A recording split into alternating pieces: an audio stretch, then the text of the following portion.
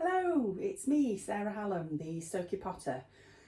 This is my first kiln unloading video, so I'm really excited to share this with you. Just a couple of things that I forgot to mention in my first introduction video that I posted yesterday when I launched my YouTube channel.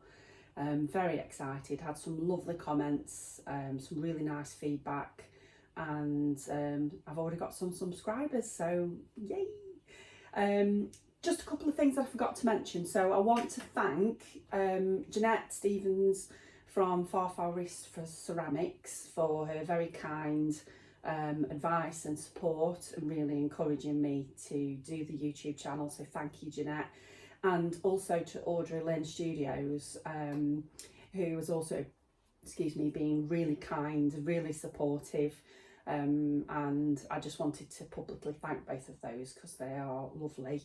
I actually found them both on YouTube last year, and it's kind of one of the reasons why I decided I wanted to create my own YouTube channel, because I just love their vibe, their energy, the work that they produce. I've learned so much from watching both of them, amongst many other YouTube channels, pottery obviously. And I want to be a part of that, and I've gained so much inspiration and knowledge and skill that I want to be able to kind of give some of that back if I can. By no means am I an expert. I'm class myself very much as a baby potter, 3 years in, as I said. I'm learning all the time. Didn't realise how much there is to learn. The pottery bit, the sitting at the wheel or the hand building, that is quite organic and comes quite naturally most of the time. It's all the other stuff, this stuff, the social media stuff, and promoting yourself and deciding how much stuff's going to cost, and markets. Anyway, I'm rambling. So I also wanted to just say that I mentioned that I live in Stoke-on-Trent, Staffordshire, UK. For those of you that don't know, Stoke-on-Trent is synonymous with pottery and the ceramics industry. It's what Stoke-on-Trent was built on, literally. So we are the home of Gladstone Pottery Museum, literally 6 minutes away. I've also had the great pleasure of being able to do a maker's market there. So Gladstone is where they filmed the Great Pottery Throwdown. Also home to Middleport Pottery, which is where they originally filmed the Great Pottery Throwdown. I actually have some of my creations in Harper Street, which is literally across the road from Middleport, in a little place called Gilder's Wheel Gallery, which is a fabulous little shop. And they sell all sorts of things from local creatives, artists. Go and check it out. There's also lots of other shops there too. So about the kiln unload, it's probably not the best one to start with, but it's what I've got. So this kiln unload has been a test fire for me. I've been experiencing a lot of pinholes. So there isn't a lot in here. I've got a piece on the bottom, which I won't be showing you because it's for one of my closest friends' 50th birthday. So it's a surprise, and I don't want her to see it before she gets to open it on her birthday in a couple of weeks' time. So let's get into it. So the kiln is fully cool. It actually cooled down last night, but it was too late to film anything. So let's go. So these two pieces that I have on the top are basically items that I put back in to test a new schedule. So this piece, which has got a little pig on the front and some forget-me-nots, and it's got some blue surf on the inside, which is Mayco. I made these for a local carnival that was happening back in April, and on the inside it just pinholed terribly. It's the worst pinholing I've ever experienced. So what I did was I sanded the pinholes down with a Dremel, and then just basically put another coat on and refired it. And I love blue surf. It's one of my favourite colours, how it breaks, the blue and the green, and there isn't a single pinhole Let me put my glasses on. Yeah, not a single pinhole. So considering how bad that was, it's great. So the outside is Snow, which is Amaco. This is Mayco, Pinkaboo. Sorry, hold it up. And these are Amaco Velvet underglazes, blue and yellow. So yeah, very happy with that. Little piggy, oink oink. So I do a lot of hearts with like little scrap bits of clay. Done a little leaf there. So I've got quite a few of these. So I do these, and when I do Makers Market, whenever you buy anything from me, you get to choose one as a thank you from me. And what I've actually started to do recently is make some into magnets. So I've got those there. So this is the cone. So I've never used these before. Because I was having lots of problems with pinholing, I went to Pot Glaze, our local supplier, and spoke to an amazing chap there called Ken, who helped me to revise my schedule and very kindly gave me a couple of cone 6 cones. So I'm not an expert, but I'm pretty sure that that means it's definitely too hot and it's gone way beyond a cone 6. Not quite sure what that really means. I'll have to take it and show Ken, see what he says. But yeah, pretty hot. So let's see. So platter. So this is one of the platters that I put back in. Now my maker's mark, which I've stamped on the back, I've obviously stamped it too hard, and what's happened is it's actually come through on the face. So that's a bit unfortunate. But where these spots are where the pinholes were, and it was suggested to me that I Dremel the pinholes and then just dab the glaze on, which was Blue Surf, by the way, by Mayco. Now, I wished I hadn't done that. I wished I'd just applied a full coat of glaze because, well, you can see for yourself. So the Dragonfly I didn't touch. So the wings are Fog, which is Amaco, and the body is underglazes. Amaco underglazes are blue, and then the black. I mean, I love it. Well, do I love it? No, maybe I don't. Disappointed, but has it fixed the pinholes, more importantly? I would say yes, it has. It has fixed the pinholes, so that's good. Somebody might love it, but we'll see. So that's one. I think that might be the biggest. I'm not quite sure. Let's have a look. So I've made some cookies. So cookies are bits of clay. These are small ones. So basically what you do is you make these, bisque-fy them, and then you apply a coat of kiln wash. And if you've got something that you're going to put in the kiln, put it on the cookie.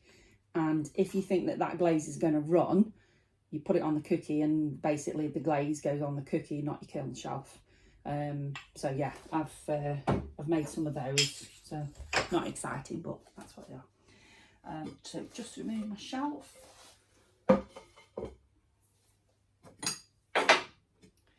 So I've got some more hearts. I love making these. So what I do is I just get a load of stroke and coat, Mayco, dab a load of blobs of different colours on a baking sheet, and then I just pick up the heart and I literally just dab it in all the different colours, just to give a little bit of interest. So I've got some really small ones here. and I was experimenting with a new cookie cutter. So I like small things, as you will discover if you watch me. Leaf, little flower. How cool's that come out? I love that. Another leaf. Yeah, I got some new cookie cutters, so I was just having a bit of a play around. Heart. Teeny tiny heart. Little flower. Okay, so the rest of my platters. So I did a set of 3.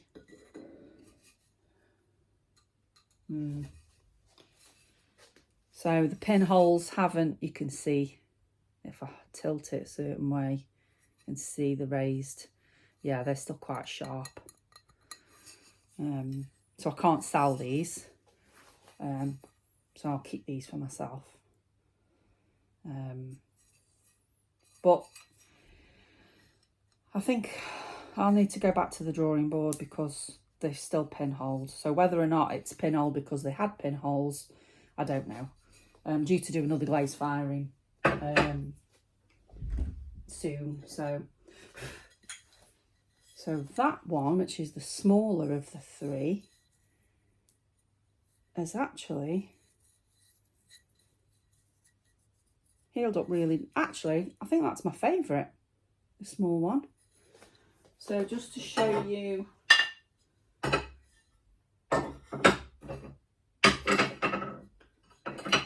set.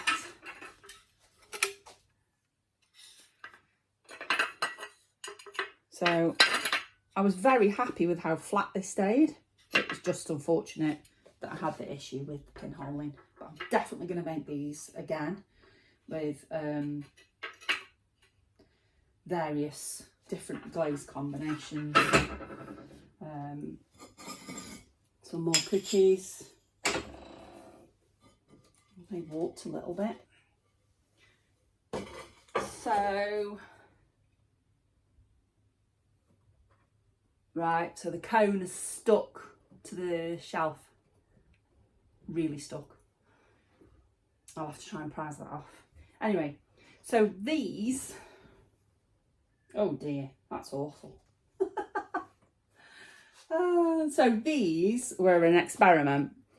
These were hand built, and as you can see, they are not very good, but they were my first attempt. So basically what happened was I had a back injury a couple of years ago, and it flared up recently, and I couldn't throw or do anything for about a month. So I was having a major panic on that I was never going to be able to throw again. So I thought I need to do some hand building. I need to learn how to make mugs if I can't throw again. So this is kind of what I did. So it's stoneware, white stoneware, Dracot clay. My maker's mark there. I got the template from Pottery to the People. I learnt a lot making this. I can't remember what the glaze combination is. I'm sorry, I haven't got my notes with me. That's not very good planning on my part. But it's not very good anyway. But I haven't got a single pinhole though. Is there? No pinhole. Woohoo! And then this one, quite like the colour. It's not ran at all, considering it's gone stupidly hot. Maybe a couple of pinholes. Love the inside though. Check out that. I'll put a note in the description after. There's a couple of pinholes. But a good experiment. I like the fluted element on the top there. Not sure what that would be like to drink from though. But I will either keep these to drink out of, or what I'll probably do is I'll use them for little seedlings, cuttings, cactus, or, you know, just little plants. I like to do that. And the last piece that I can show you is I made myself business card holder.